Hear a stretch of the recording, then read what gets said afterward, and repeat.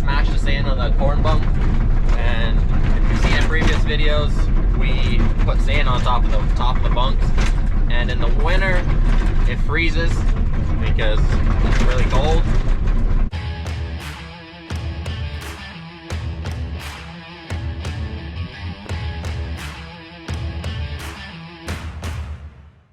But oh man, I will show you when we got there, but I gotta climb this hill. No! The life struggle. Alright. This is gonna be too much of a hill. Tracks and ice do not work together. Climbing.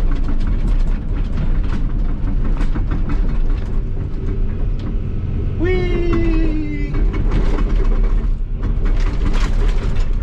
Look at that. Can't get her to our job. It's like an ice ring out here. We're gonna go up through the snowbank.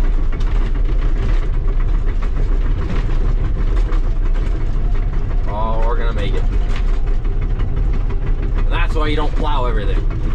That's ridiculous. Alrighty. Well, I'm gonna give the camera to Josh so he can show you from up there. But basically, the whole top is sand, and we gotta smash it into chunks. Don't cover the camera.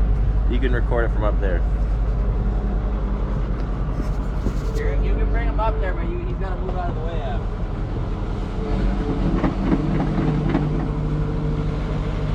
I'll videotape you.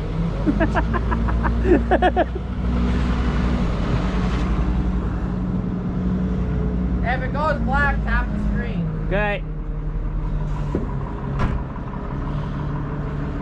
We're riding up in the bucket, which is slightly dangerous.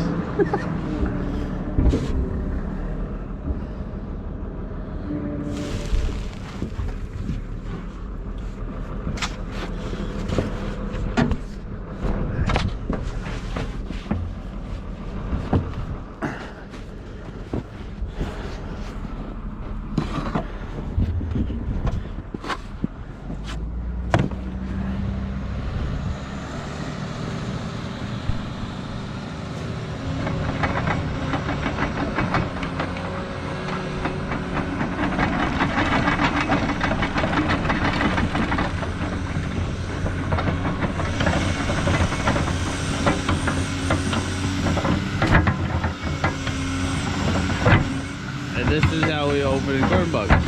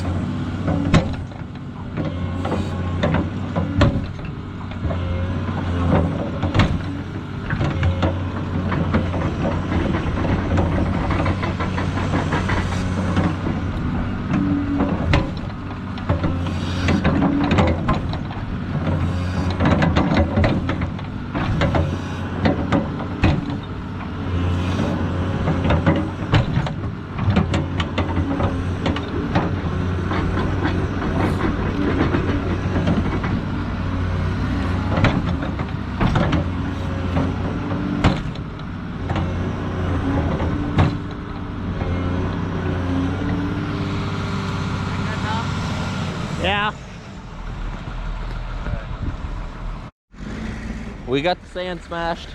Looks like mostly snow, but it's broken up into chunks. There's random tires up here because we didn't feel like carrying them to the edge. But basically now, we just push the chunks in the bucket. We don't let them go into the feed. You can edit that one out. What? Oh. Well, if anything does go down on the ground, we scrape it up. Just throw it in the mold pile, because we don't have sand in the feed. Now, some chunks are bigger because I don't smash it as much. It's easier when there's no snow because you can see it easily. But we open up enough. I don't know how many times you do it a week, once or twice. We always make sure we do it before Sunday, if Josh likes it or not. Because Sunday he's not here. So it gets done at least every week, and then before Sunday too. When it's cold out, 5 feet. Exactly. If it's nice and cold out, that's the day to do it. Philip runs the payloader to move it, and then they just push it in. In the summer, it's a lot easier because there's not frozen, and you just kind of shovel it in. I like winter. You like? Because the sand's all chunky, it got picked up. Oh yeah. The worst time is when it's half frozen and half thawed, because it's mushy on the bottom. It just sucks. Oh. Yeah. It goes pretty easy if they're hit right, or you break a shovel. Whatever one. That's a big one. All right, I'm gonna take these tires to the edge, and then the edges is basically the only thing we got to fork to, like here down. Probably 6 inches of mold, and then there's none on top all the way over. So you sacrifice the edges. If there was no snow, I'd show you, but there's raccoon holes. I mean, you can see the cornflakes. This entire edge on both sides, raccoon holes like crazy. Probably every third tire in this little area will have a, jeez, there's not, the tire wasn't froze to the ground right there. Almost full. I guess not every third tire, but yeah. See, hole right there, hole there. I don't know, there's just holes everywhere, but there's snow covering up. But if we had the whole bunk tires, at least for us, because we have so many raccoons, we'd have so much mold we don't even know what to do with it. I mean, the edges, just this little area on both sides, is 6 inches of mold, and I mean most people around it, but it's just a shit show. So this is how we get away with that mold, unless Josh really wants to fork mold all the way across and stand. It's a little bit more work in the winter, but at least there's less mold. And then Phil just dumps in the sand pile. There is a sand pile. What? There is a sand pile there. Yeah, it looks like Looks like snow, but This is what I do at work.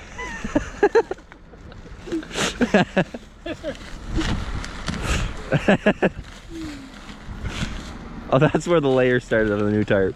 Ain't that convenient? Oh, we got the start of the second tarp right there. Yeah, Josh is cutting a straight line to a crooked eye. that means we have fed over 100 feet of corn. We have a, This is the second flat by pound. oh, And if they're 50-foot pieces, that's a lot more corn to feed. And that bunk, jeez. Don't fall. Jeez. Now we cut it off. We leave a little bit flat, that way we know we're hitting plastic before sand when we're defacing for the next layer. And then we're gonna start pulling the tires off on that side and this side. And we'll roll up this tarp. This is why I hate tires. It's stuck.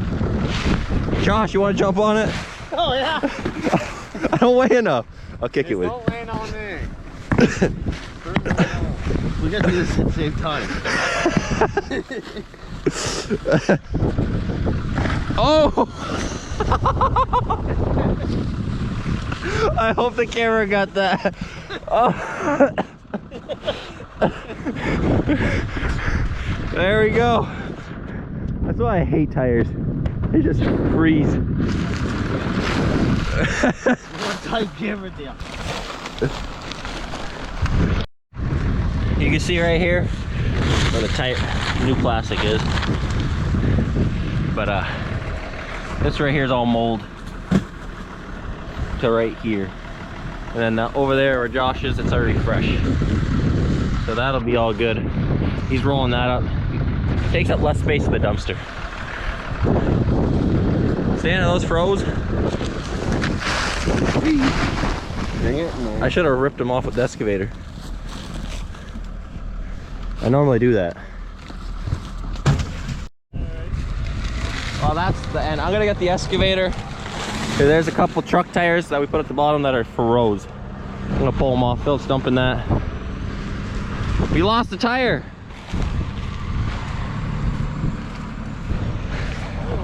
I'm gonna rip those couple tires off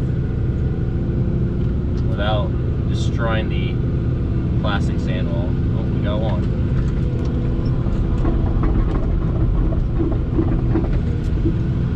This bucket's too wide.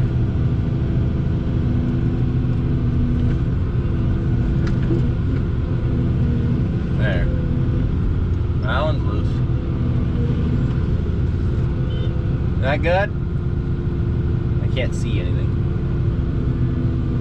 Josh is telling me where it is. Alright, he said I got it. There we go. Now they're loose and we can throw them in the payloader bucket. All the tarps pulled off. Whoa! My gloves are slippery. Everyone's going for a ride. We're pretty much just pulling the mold off here. Which is 6 feet deep. Yeah. I'll give it like 8 inches this time. Maybe 10. She's a couple inches deep. But there's none on top, so. A small sacrifice for a greater cause. And it's easy to fork the sidewall. It just kind of falls down. And whatever doesn't go in the bucket goes on the ground right here and it gets cleaned away with the skid steer.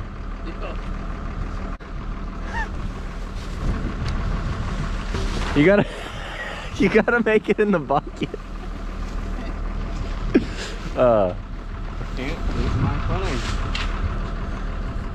It's a bit moisture down there, a bit moist. Looks like I'm not doing anything, but normally I'm not here. But people want to see how we clean the bunk. But yeah, I don't think we could fit a third person there anyways. Josh just needs to fart in Stan's face.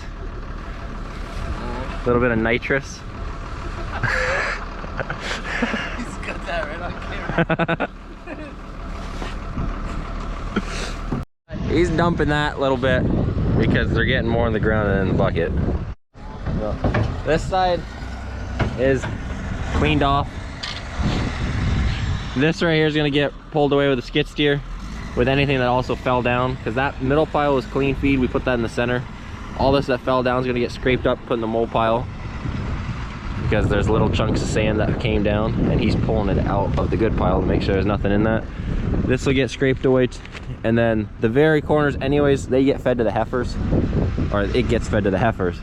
Same with the other side, and then we'll be good. The top's good. We just got the other side to clean off, and that'll be basically be cleaning the corn bunk. We cleaned out whatever fell down in this. This will get scraped up. They're done forking this side. There's no more mold. And then we'll stop where the plastic is. But this right here, a little bit of mold came down, and all this, except for the center, is gonna get scraped up with the skid steer. The plastic's there for that side, and here, and then it's on top. We gotta bring those down, but everything else is done. And Josh is just stand chucking down the plastic. I'm gonna pile it right there for now. And then after this is all cleaned up, Josh will bring it down to the dumpster.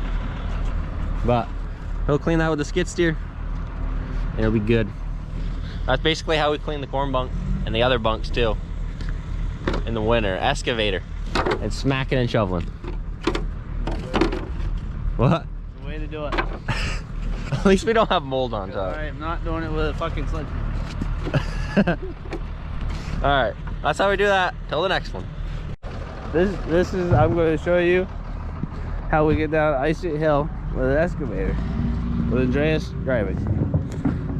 If you don't run me over by the time I get down there.